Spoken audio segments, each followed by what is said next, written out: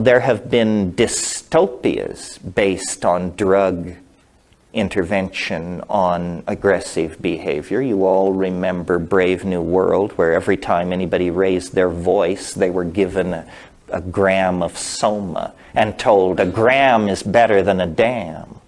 And so nobody ever had a thought in their head, well, that's a terrible drug, let's not introduce that.